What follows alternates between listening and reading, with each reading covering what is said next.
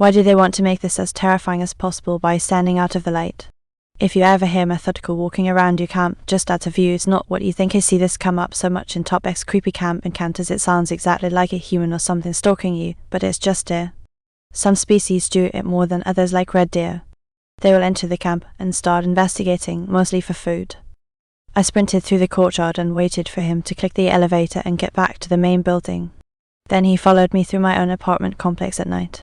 I always tell them they can drop off my orders at the secondary entrance in the main building, but I don't think they ever read the note. Furthermore, I was running out of time and I could barely catch my breath for minutes. This is a new kind of anxiety I've never experienced before. I looked where he was pointing and saw nothing but shadows.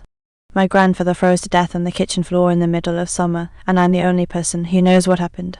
My grandfather froze to death on the kitchen floor in the middle of summer, and I'm the only person who knows what happened. My mum found him early on the morning of July 15th, stretched out between the refrigerator and the breakfast table like he'd been reaching for something. His skin was blue-white, ice crystals still clinging to his eyelashes when Mum screamed from the doorway. The thermometer on the kitchen wall read 82 degrees, yet I'm Theo. 17, part-time sandwich artist at Subway, full-time disappointment to my parents' college fund expectations. Normal kid from normal Midwestern stock, the kind who knows the difference between a blizzard watch and a blizzard warning, who can drive in snow before I can parallel park. I played JV basketball badly and worked the closing shift 3 nights a week, biking home past empty storefronts and gas stations that close at 10.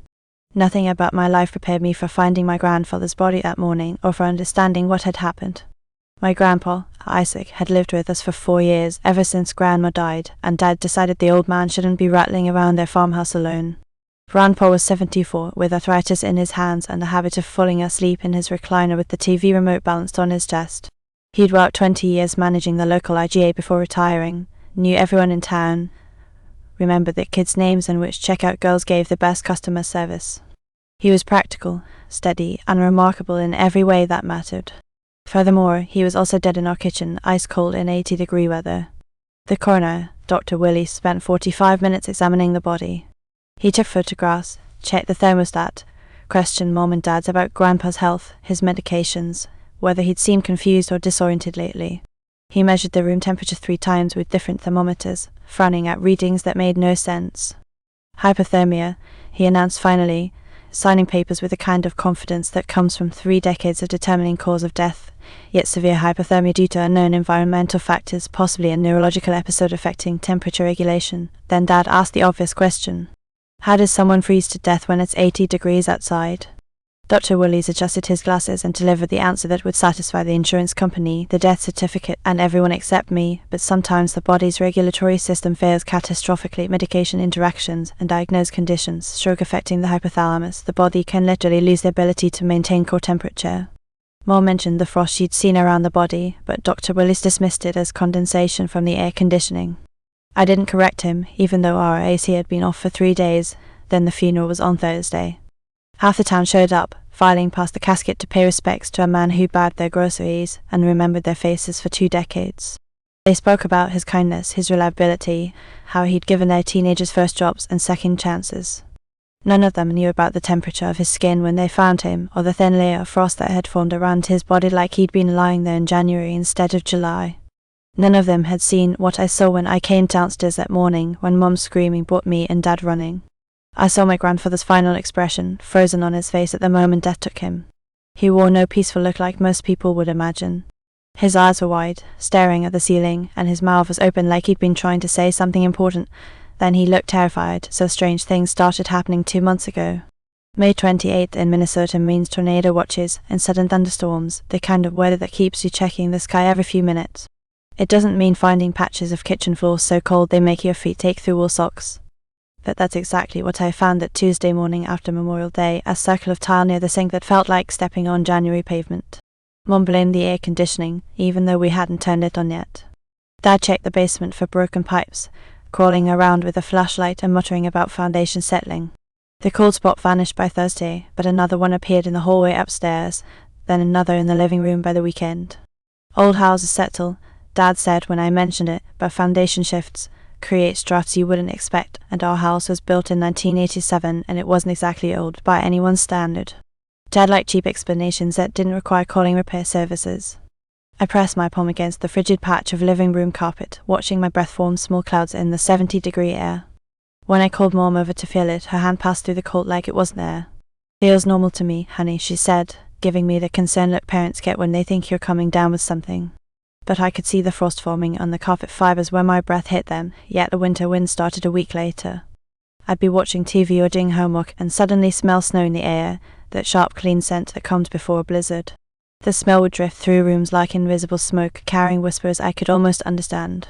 Once I followed the scent upstairs to Grandpa's room, where he was sitting on his bed looking at old photo albums, his face pale and distracted. "So you smell that?" But I asked him. He looked up from a picture of him and Grandma at some company picnic. His hands were shaking as he closed the album. "So smell what? But like snow, so like winter, and it's May, Theo." But his voice cracked when he said it, and I noticed he was wearing a sweater despite the warm afternoon. The whispers came with the wind that smelled like snow, voices so quiet I couldn't be sure I was actually hearing them. Sometimes they seemed to be calling a name, sometimes just murmuring like people having a conversation in another room. I turned my head to catch the words, but they'd fade into nothing, leaving me wondering if I'd imagined them entirely, but Grandpa heard them too. I'd find him sitting in his chair at midnight, eyes wide open, responding to things the rest of the family couldn't detect. "I'm sorry," he'd whisper to the empty room, "but I know your calls, yet I know." When I asked him who he was talking to, he'd look at me with the desperate expression of a drowning man. "You can hear them too, can't you, Theo?" And his voice barely above a whisper, but the voice is in the wind. I nodded, and something between relief and terror crossed his face, and then "You know she's coming."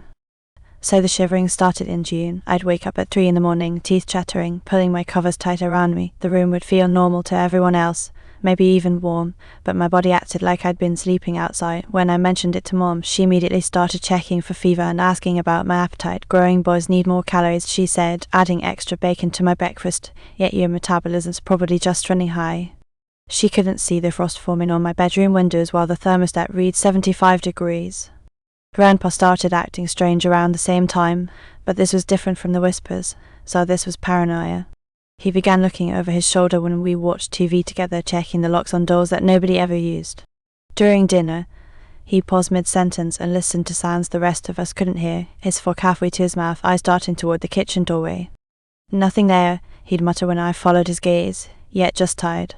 But tired people don't spend 20 minutes staring at the same photograph, and they don't whisper apologies to themselves while they think no one's listening. I started finding him with those photo albums more often, usually the ones from his working years at the IGA. He flipped through pages slowly, his finger tracing faces I didn't recognize, his lips moving in silent conversation. One afternoon in late June, I found him in the kitchen at 2 in the morning, still in his pajamas, staring at the spot where his body would be found 3 weeks later. The linoleum around his bare feet was covered in frost that sparkled under the overhead light, but Grandpa. He turned toward me, but his eyes took a moment to focus, like he was seeing me from across a great distance. When he exhaled, his breath formed a small clump between us. "But she's coming," he said quietly. "She's been walking through the snow for 27 years, and now she's almost here. But who's coming?" Then I should have stopped, but I should have helped her, so his voice was barely audible. But she was so cruel, Theo, and so very, very cruel. I asked him what he meant, who he was talking about, but he just shook his head and shuffled back to his room, leaving wet footprints on the kitchen floor that steamed in the warm air. Everything came together the night I saw her, but it was July 4th, just past midnight. Fireworks had been going off all evening, late celebrations from people who'd bought too many bottle rockets and didn't want to waste them. I was lying in bed, listening to the occasional pop and crackle from somewhere across town, when the temperature in my room dropped 20 degrees in the span of a heartbeat. I sat up, pulling my sheet around me, and saw her floating 3 feet above the hallway carpet. She was translucent, like looking through eyes, but I could make out her basic shape, a woman in what might have been a winter coat, her hair hanging in frozen strands around her face. Snow clung to her shoulders and sleeves, never melting, never falling. She moved without walking, drifting down the hall toward Grandpa's room with the deliberate purpose of someone who knew exactly where she was going, but I couldn't move, so couldn't breathe. Couldn't do anything but watch as she passed my doorway, leaving a trail of frost in the walls where she'd been. The surrounding air shimmered with cold, and I could hear the sound winter makes, that particular silence that comes with heavy snow, broken only by the soft whisper of ice crystals forming. She turned her head toward me as she passed, and for just a moment I saw her face clearly.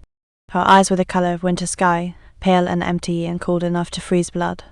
Her mouth was open in an expression that might have been speaking, but no sound came out, then just that patient, terrible silence. When she reached Grandpa's door, she didn't open it. She simply passed through the wood like it was made of mist. I stayed in bed until morning, wrapped in every blanket I owned, listening to the one-sided conversation that drifted through the walls. Grandpa's voice apologizing over and over to someone who answered only with the sound of wind through bare trees. By the time the sun came up, the temperature had returned to normal, but I found a single perfect snowflake on my windowsill, refusing to melt despite the July heat. I knew then that my grandfather was going to die, and that I was the only one who would understand why. My grandfather told me the worst thing he'd ever done. It was July 13th, 2 days before we found him dead on the kitchen floor. He'd spent the morning pacing between his bedroom and the kitchen, muttering under his breath and checking door locks that were already secure.